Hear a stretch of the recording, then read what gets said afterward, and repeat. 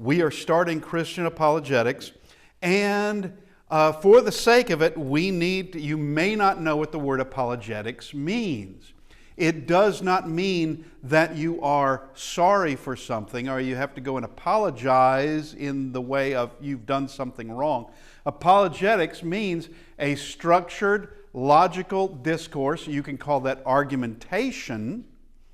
Now, not just a knock-down, drag-out argument, but an argumentation, logical argumentation in defense of a belief or a doctrine. And from Merriam-Webster.com, we have the following. It's a branch of theology devoted to the defense of the divine origin and authority of Christianity.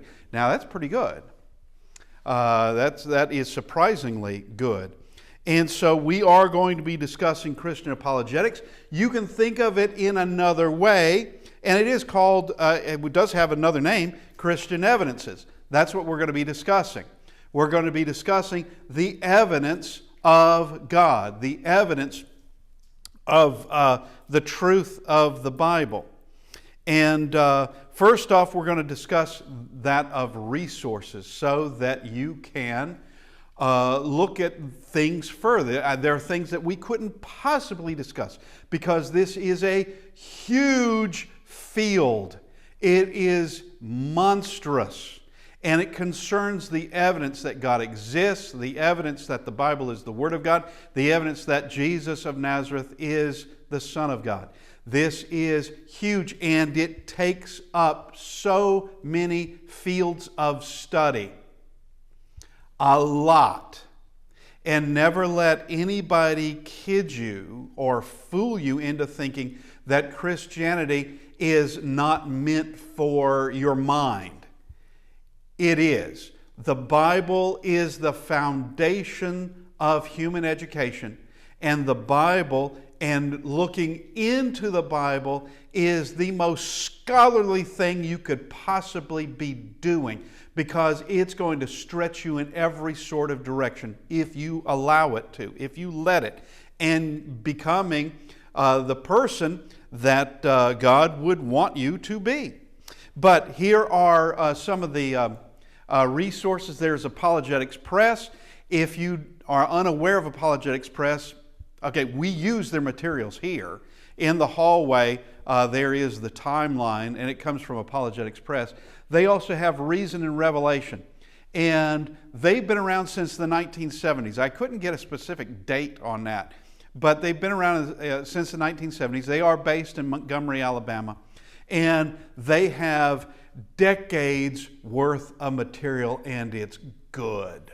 When I first became a preacher, an older preacher gave me a notebook, and he had in it 10 years worth of Reason and Revelation. And it's a monthly thing, and I read every bit of it. I read every bit of it because it was well done, well researched, and it discussed things I hadn't even thought about. And some things that I may have hit upon but didn't know enough about. And just discussing arguments, discussing things, and it's a very, very powerful resource, that one. Very, very good. And like I said, well researched. Now, these are, I need to make mention of this, these are members of the church. That's who they are.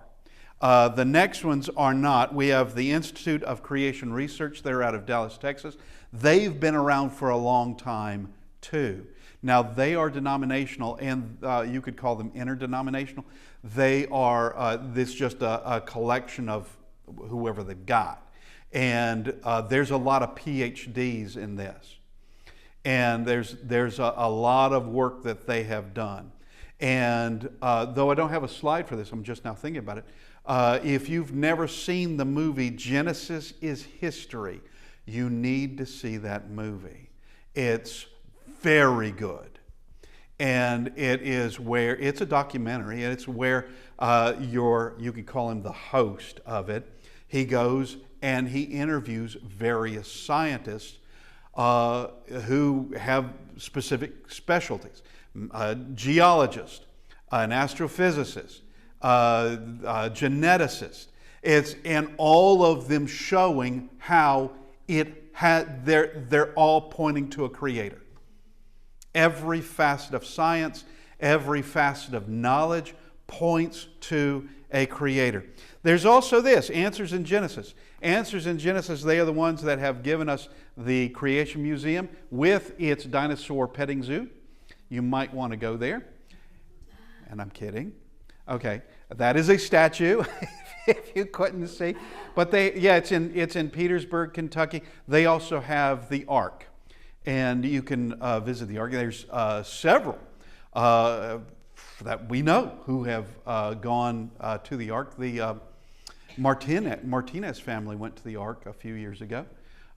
We have been to the Creation Museum, but not to the Ark. When we went to the Creation Museum, the Ark hadn't been built yet. Now that it is, I think we need to worry. But at any rate, these are good, powerful resources, and they're good. And I'll have to say, concerning Answers in Genesis and Institute for Creation Research, when it comes to Genesis 1 to 11, they are on the nose. They are letter for letter, word for word, absolute down the line. Genesis chapters 1 to 11, Genesis chapters 1 to 11, you can't get more close. You can't get closer to looking at the truth than they have been doing. After chapter 11, they're all over the board. All right, and that's just the way we can be. And I'm talking about humanity. We can be. They're all over the place after that. But in this class, we will delve into science, history, archaeology, logic, philosophy, textual criticism, theology, and theology not the least. It's just at the bottom of this list. Not the least at all. All of it is going to be discussing God, and all of it is the study of God. Every bit of it is the study of God. When some atheist biologist goes out and is looking at plants or looking at animals, they are looking at the amazing creation of God. It's not happenstance or chance, some cosmic kind of occurrence that all this happened. And it's by time and odds, time, eternity in time, or infinity in time, and odds. Just all of a sudden we have everything. Well, that is patently false and absurd. It is the definition of foolish. Now, we're going to begin in an unusual sort of way. You may recognize, I hope, this isn't Scripture. It isn't Scripture. But I want you to see what it says. We hold these truths to be self-evident, that all men are created equal, that they are endowed by their Creator with certain unalienable rights, that among these are life, liberty, and the pursuit of happiness. I want you to notice, they say these truths, they see it as being truth. They also see it as self-evident, which is precisely what the Bible says, that these things are self-evident, that we are in fact created. We have a Creator. Because we have a Creator and have been created, we have been, and we can learn this from Genesis 1, that we're created equal. Now here is the thing. Charles Darwin and his book on the origin of species, which that is not the entire title of his book. I would challenge you to look up his book and see the entire title, if you can find it. I have a feeling if you went and bought it today, like from a bookstore, they wouldn't give you the total title. They wouldn't do it, because it would show that he doesn't believe that at all. Not even the least. Now, he being English, he's not going to say that the English are somehow subhuman. He's not going to do that. He's not going to call himself subhuman. He's not going to call himself, he's going to consider himself and those around him as being the height of the evolutionary process. Okay, do you want to know what the rest of that title is? It is the origin of species, or the preservation of preferred races on the earth. If you did not know that, you need to know that, because that's precisely where it heads. Now, those who want to defend him, those who make him into some kind of hero or God, they're going to hide that bit. They don't want you knowing that. But if we're not created, we're not equal. It's that simple. If we're not created, we are not equal.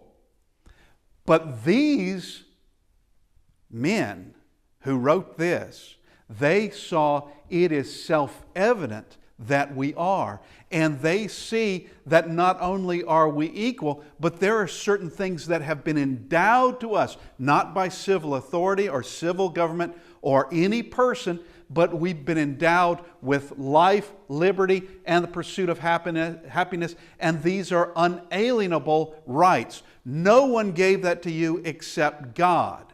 And I want you to realize that you start messing around with Creator and being created, and you just immediately devalued human life right there. Humanity means nothing. Yes, ma'am. It is. I just didn't say it. But yeah, that's exactly what it is. Did I say it was in Psalms? If I did, I apologize. Yes. Yeah, that's exactly right. Yeah, it is in the Declaration of Independence. That's where it came from. I just didn't say it. But yeah, and I just want to show that they saw it as self-evident. They saw it as self-evident. Now, we're going to look at Genesis chapter 1, just with the creation of mankind. All right? Genesis chapter 1, beginning in verse 26, Then God said, Let us make man in our image, according to our likeness. Let them have dominion over the fish of the sea, over the birds of the air, and over the cattle, over all earth, and over every creeping thing on the earth. So God created man in His own image. In the image of God He created him. Male and female He created them. Adam and Eve were created on the sixth day. Adam is created first. Eve is created later in the day. I really can't tell you how much later in the day. But first, in that day, in that 24-hour period, God created all the land animals. He created them. Whether we're talking about giraffes or zebras or tigers or bears or sharks. No, shark. I'm sorry. That was on the fifth day.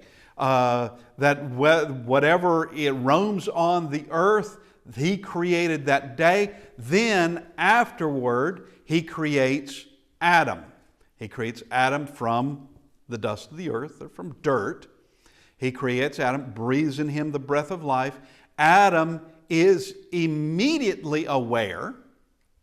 Adam can do things. What does God have Adam do? Name the animals. Okay, he gets to do it, which means he already has a language. He already knows how to talk, and he can create names. And I had one particular student years ago saying, chicken. That's a stupid name, chicken. Why did he name it a chicken? I said, he didn't. That's English. That didn't come out of the word. If you have a problem with the word chicken, you might want to talk to your English teacher. Adam had nothing to do with that. You can't blame Adam on that. What did he name a chicken? Well, I don't know. I don't know the language that he had. I haven't the foggiest idea. But another thing is so later that day, however later it was, I don't know. Later that day, God puts him to sleep, takes a rib from his side, and does what? Creates Eve. When he sees Eve, what does he say? Well, yeah, in essence, poetically, he says, "This is now bone of my bones and flesh of my flesh. She shall be called woman because she was taken out of a man." Now, that is deep. That is not someone who drags their knuckles on the ground and breathes through their mouth and goes and bashes things with a stick. All right? He's not a Neanderthal. He's not some sort of Australopithecus. He's not any of those things. He's not that.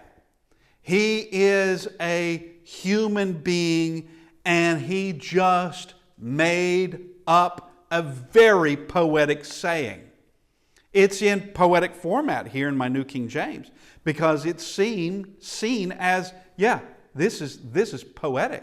He is created fully there.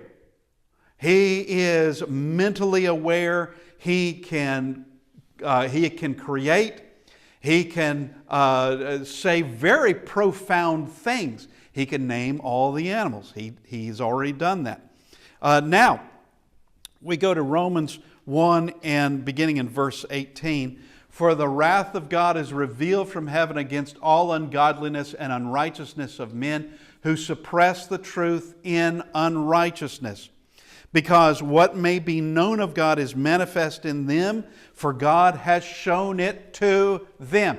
He has shown it to them. That's why those writers said these truths are self-evident. They know for a fact that they are created. They know for a fact that it would be absurd to think that we're not created. They know that. And so what may be known of God is manifest in them. You can start with your own existence and work outward. All right? Start with your own existence of because I exist, and I'm not self-existent, because I exist, there has to be a cause for me. I am independent. I can choose what I'm going to do. I have an effect on the rest of reality. If I opened that door this morning and blocked it open with the little door thing, okay, it remains that way. All of you filed in through that way. I had an effect on reality there.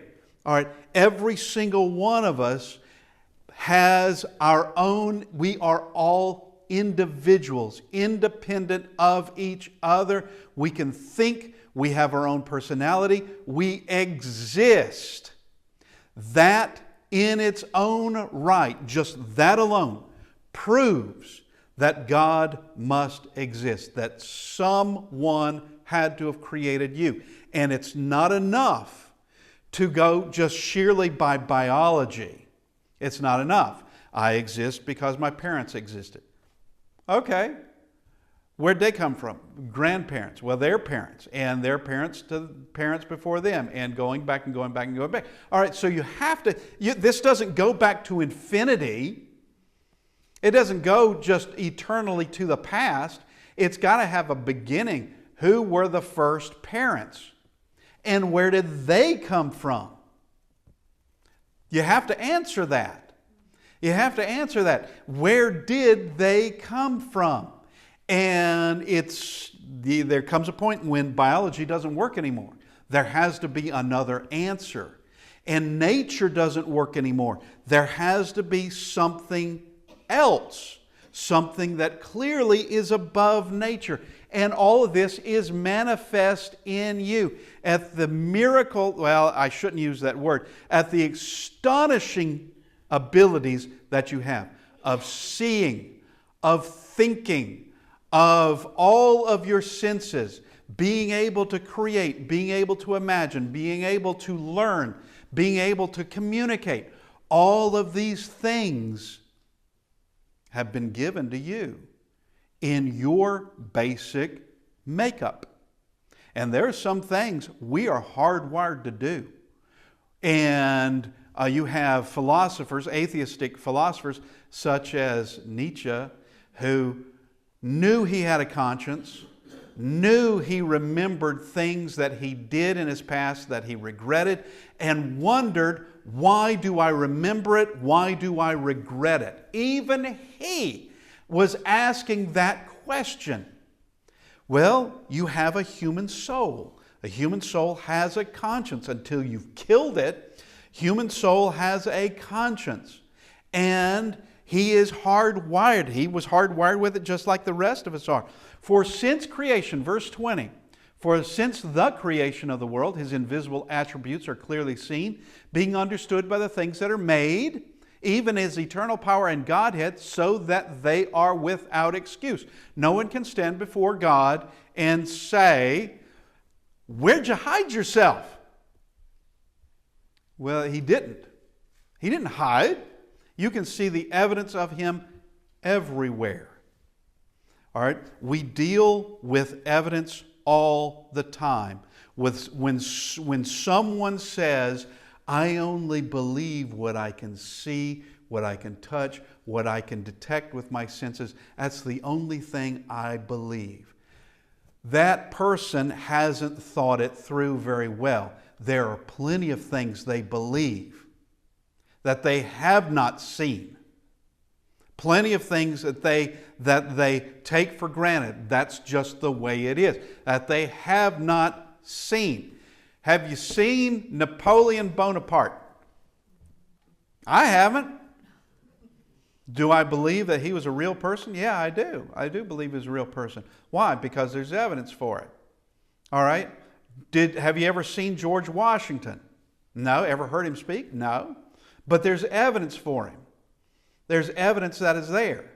And the evidence is not that object or that person that you do believe in. It's utter hypocrisy to say, I only believe in the things that I can see and that I can touch. And if you did that, I don't think you could function in this world. I really don't think you could. You've got to have an understanding of things you've never seen. And there's evidence of things you have never seen. And that would be because, I just bring in the parking lot. Because I can't see the parking lot right now, does that mean the parking lot doesn't exist right now? Is that what it means? And if someone tells me how to get to a certain building, I've got an appointment at a certain building, does that mean I don't believe the building exists until I get there and see it? Nobody functions like that. Nobody does. Now, we go to Hebrews chapter 1, beginning in verse 3. Now, faith is the substance of things hoped for, the evidence of things not seen. You know that God exists because it's manifest in you to begin with, and you can see everything that He created. You can see that. For by it the elders obtained a good testimony. By faith we understand that the worlds were framed by the Word of God, so that the things which are seen were not made of things which are visible. All right, He spoke it into existence, and Adam and Eve weren't even around when that happened. We cannot witness that. And here's the thing about modern science and the absurd path that it's gone down. Things such as the beginnings of the earth, science demands that you see that you be able to look at, if you think you know how this all came to be, have you ever seen it? Did you witness it? Well, no, you never did. So maybe we should listen to someone who was there. And the Creator who created everything. And we can put that to the test. And every time it's been put to the test throughout all these centuries, it has been proven strong every time. It, as we often say, Genesis never has to back up an inch. It never does. Now, we come to Psalm 19 and beginning in verse 1. To the chief musician, a psalm of David. The heavens declare the glory of God, and the firmament shows His handiwork. It is seen every day, except for those living in a cave. It is seen every day. The sun comes up, and it's showing you something. The sun goes down, and the stars appear. The night sky appears, and it's showing you something. And it's showing, one, the handiwork of God, and also, by coincidence or by a positive reason, that it also follows precisely the description from Genesis 1 as to why it's even there. Why do we have the sun and the moon and the stars and the planets and all the objects out in space? Why do we have all those things? Why are they there? Genesis tells us. God tells us why He created it. It's on day 4. He tells us why He did it. And it corresponds precisely to it. Why did He do it? For signs, for seasons. All right? I often ask when I'm teaching kids this, how do you know when it's daytime? The sun's up. Yeah, that's right. That's right. How do you know when it's nighttime?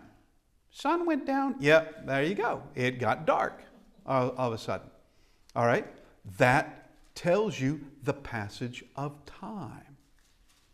But the stars are doing the same thing.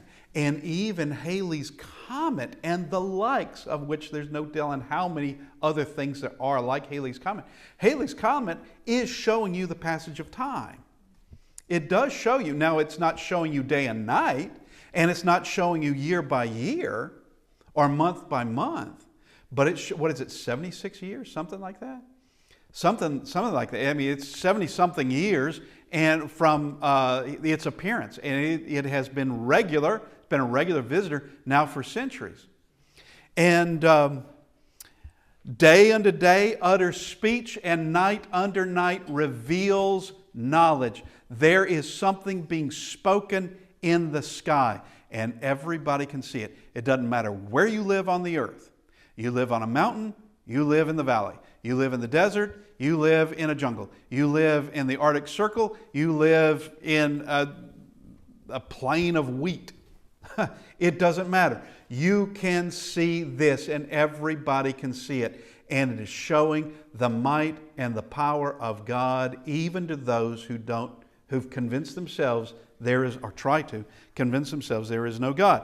There is no speech nor language where their voice is not heard. That is true. North Pole, South Pole, Equator, every other place, the language, their language, what they are saying every day is heard everywhere. And it is saying one thing: God created this. That's what it's saying. And here's another thing. I talk about this, I've been talking about, bringing this up the past couple of years, but it continues to happen. It's the James Webb Telescope that has been looking into the furthest anybody has ever seen. It's an extraordinary thing. And I keep seeing where what it finds is proving that your astrophysicists have been wrong all these years. They've been wrong. And my question is, I'm not the only one to ask this question. All right, if you've been wrong, are you going to stop teaching it and find what is right now? Are you going to stop teaching what you've been teaching and now discover, after these discoveries, all right, if this is wrong, what do you do now? What do you do now? I think it would be to try to find a solution. But while their little models fall apart with every discovery, guess what doesn't fall apart? Genesis 1. It doesn't fall apart. As they discover, you have scientists, atheists, not all scientists, but atheists coming, oh, well, that's not what we expected. While over on the other side, the people they absolutely despise, the theologians, the religious, saying, it doesn't surprise me. That's exactly what we thought you would see. I don't know what you're going to see. There's no telling, but that doesn't break anything. Matter of fact, it proves what Genesis has already said. It proves it. Now, verse 4. Their line has gone out throughout all the earth, and their words to the end of the world. In them he has set a tabernacle for the sun.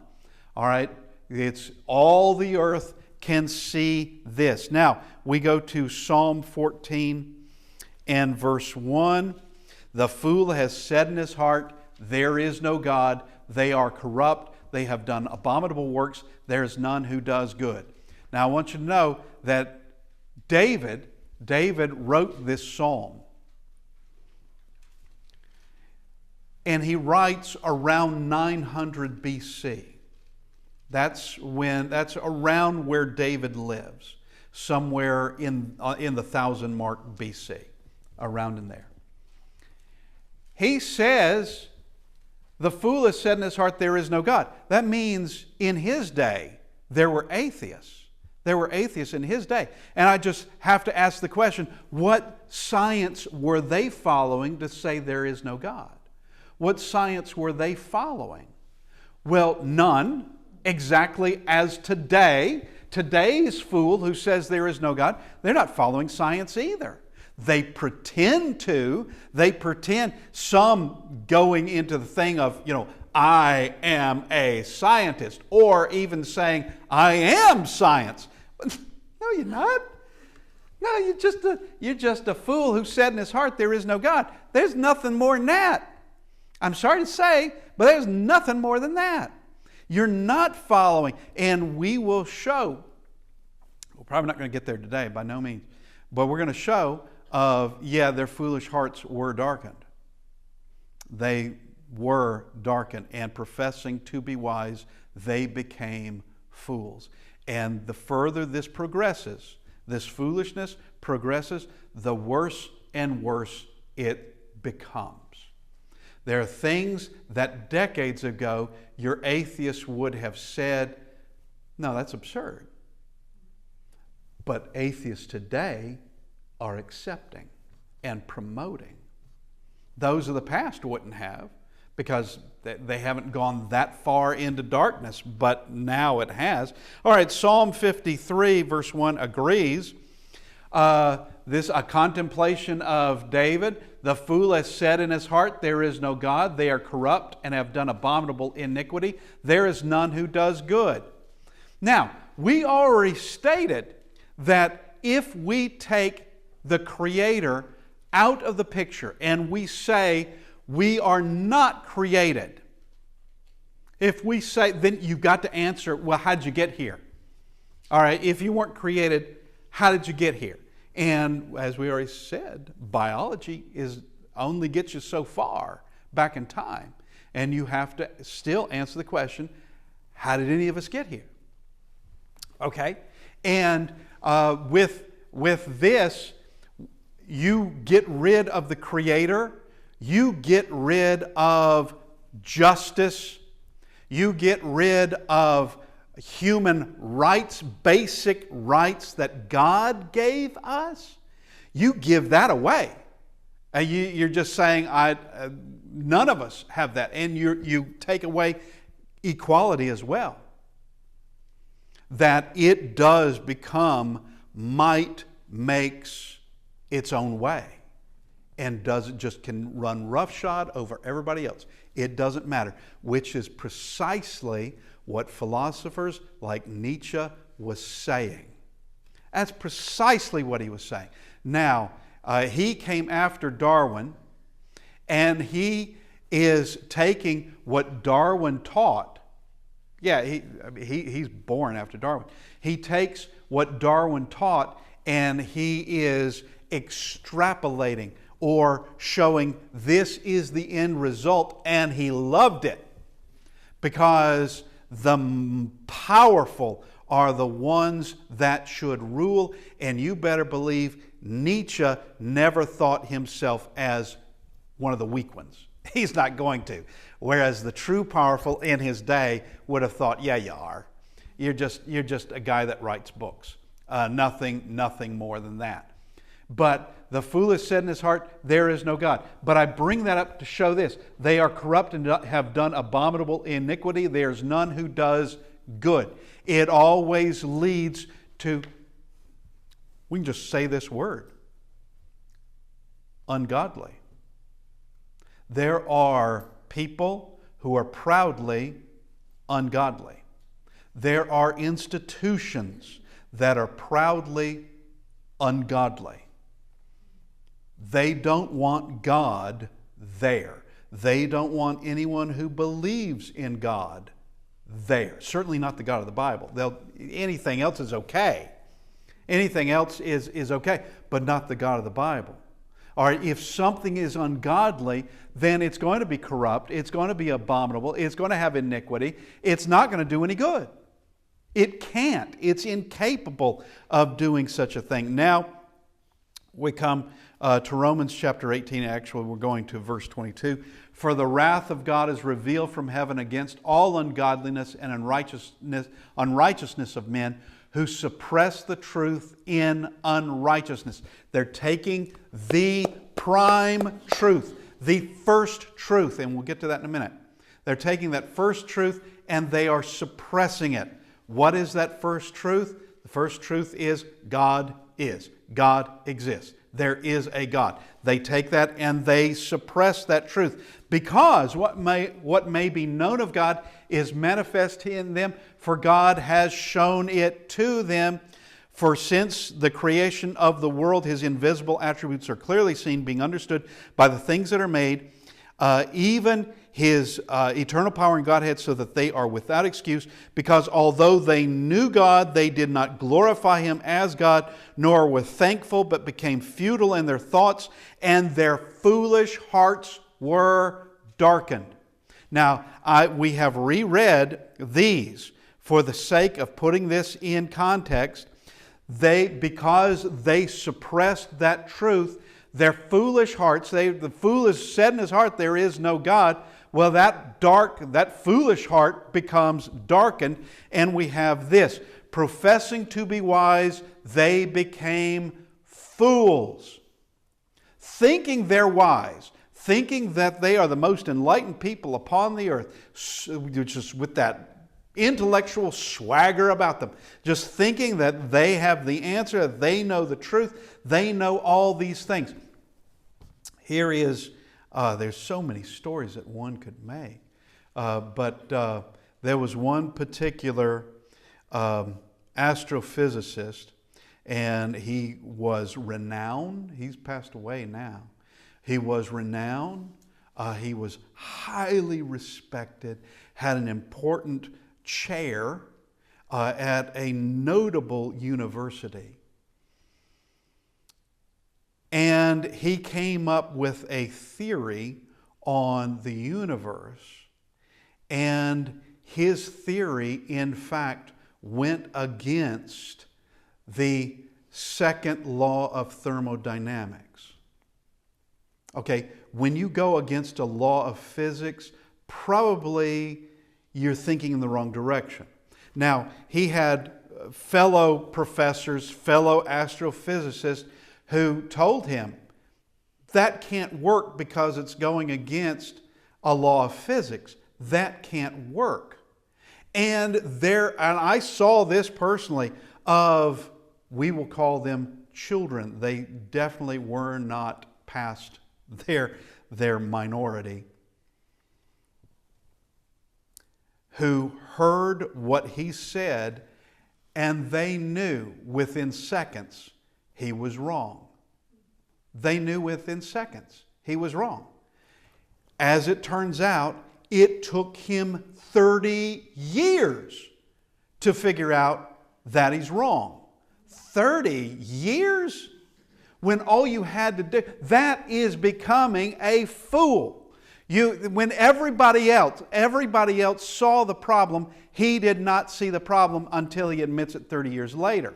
That's quite a lifetime. One could say, that's pretty much your career. That's not much else beyond that as far as your career is concerned. And why would I trust you with anything else? If you had this theory, and of course he does not